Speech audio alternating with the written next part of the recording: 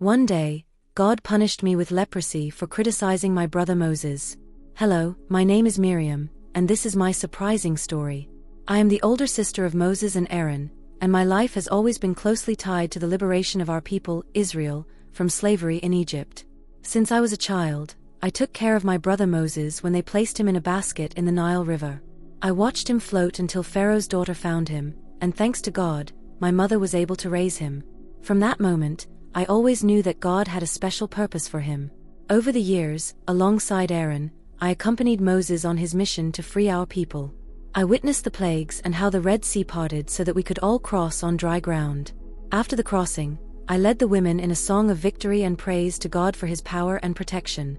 But not everything was perfect. There were times when I failed, like when I questioned Moses' authority.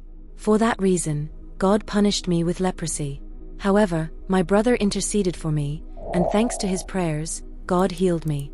My life is an example of how important it is to have faith and be humble when serving God. Throughout my story, I learned valuable lessons about trusting God and the danger of pride.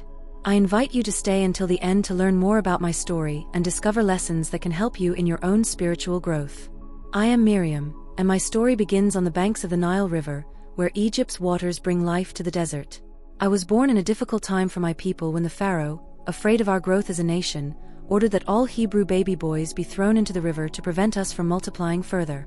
I remember the fear and determination in my mother's eyes as she wove a small papyrus basket covered in tar to save my younger brother Moses from that terrible fate. One afternoon, with a broken heart, she placed him in the basket and left him hidden among the plants on the riverbank. My task was to watch from afar and ensure he was safe. As I watched, Pharaoh's daughter came to the river to bathe and discovered the basket with my brother inside. My heart raced as I saw what was happening. To my surprise, instead of harming him, she had compassion on him and decided to adopt him as her son. Seeing the opportunity, I approached her and offered to find a Hebrew nurse to care for the baby. Thanks to that, my mother was able to raise Moses under Pharaoh's protection. This act of love and courage not only saved my brother but also taught me that true bravery doesn't always appear in grand battles, but in small, precious decisions that change the course of history. This experience showed me that even in moments of fear and darkness, there is always room for hope and for God to act in surprising ways. Have you ever done something small that ended up making a big difference in your life? I grew up in the shadows of Egypt's temples and palaces and learned that the life of the Hebrews was a constant swing between hope and despair. While we watched Egypt's splendor, we felt the bitterness of our work as slaves. Even so, we kept believing in the promise of a future deliverer who would lead us to the promised land, just as God had told our father Abraham.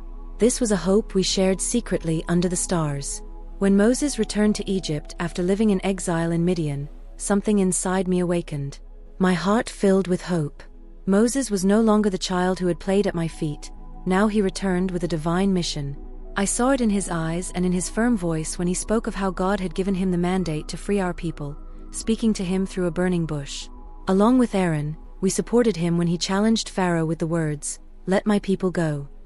Although Pharaoh's court mocked him, Moses did not give up.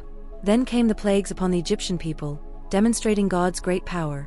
The water turned to blood, swarms of locusts destroyed their crops, the sun hid, leaving a terrible darkness, and finally, the death of the firstborns. Each plague was a stronger warning than the last. In the midst of all this, as a prophetess, I found my own voice. While these events unfolded, I encouraged the women and children with songs and stories that kept our faith alive.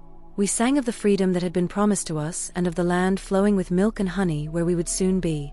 I invited everyone to dream of a future where oppression would be just a distant memory. This time was not only crucial for the history of our people, but it also marked my personal growth. I learned that faith is not just waiting for things to change. Faith is action. It's having the courage to face the impossible, to believe in God's promises even when everything seems dark. Have you ever felt the need to take a difficult stance, to defend your beliefs or those of others, even when there seemed to be no hope? Those moments are what define us. I invite you to reflect on those moments in your life and find the courage to act according to your faith and principles. Now, I want to tell you about one of the most impactful and powerful moments of my life and the history of our people, the crossing of the Red Sea.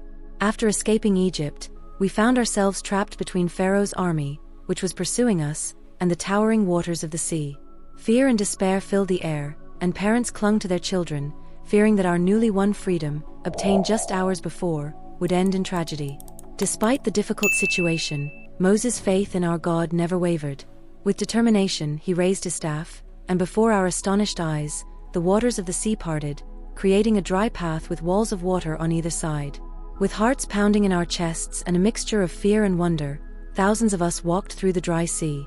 Upon reaching the other side, we saw the waters close over the Egyptian army that had pursued us to destroy us. At that moment, I knew our lives had changed forever.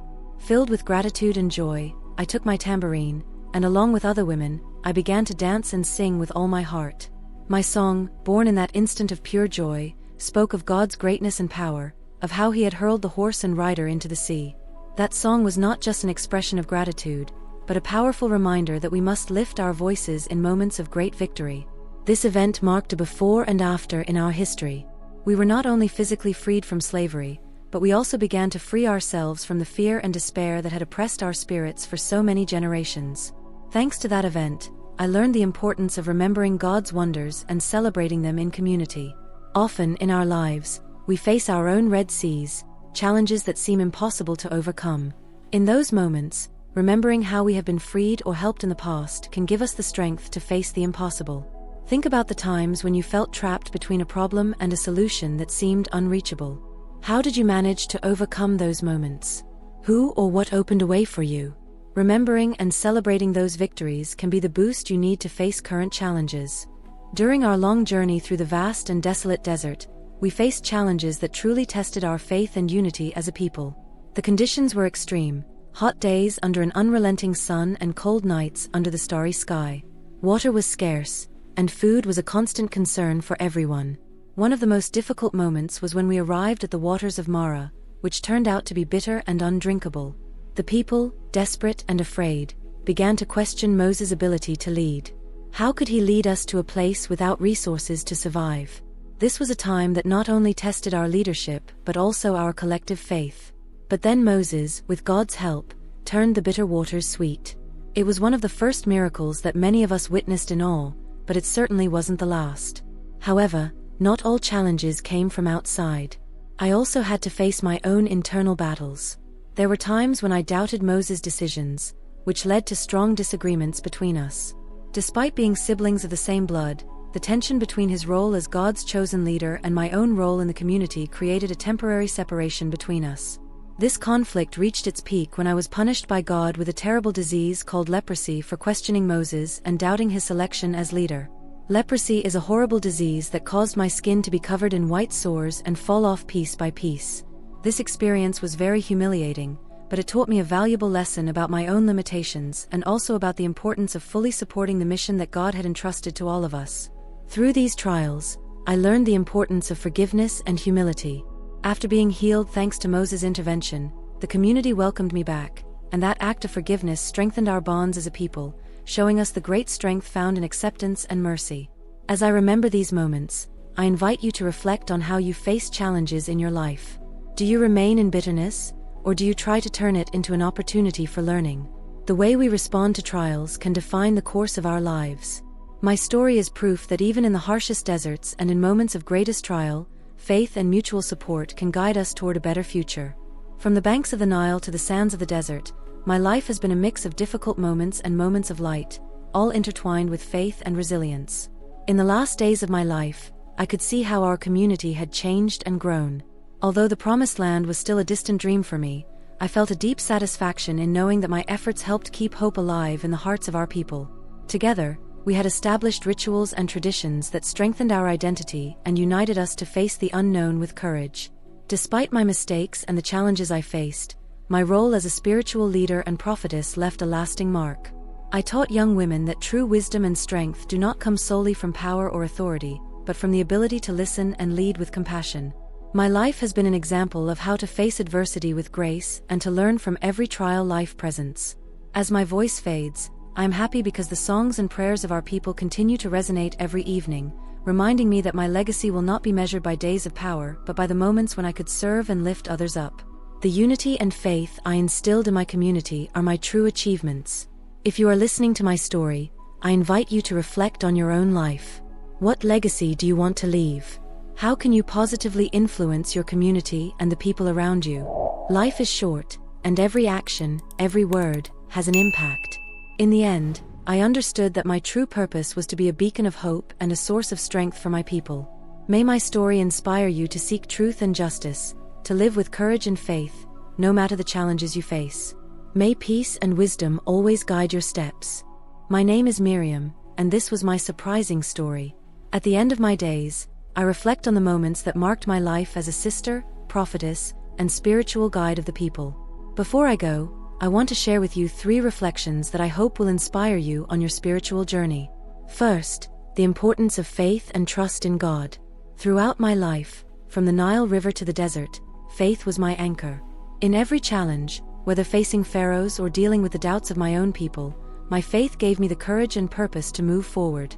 This story reminds us that even in the most uncertain moments, our faith can guide us to safety and peace. Second, the power of voice and action. As a woman in biblical times, my story shows the impact we can have when we raise our voices for justice and truth. By leading the song of celebration after crossing the Red Sea, I demonstrated how the expression of gratitude and faith can unite and strengthen a community.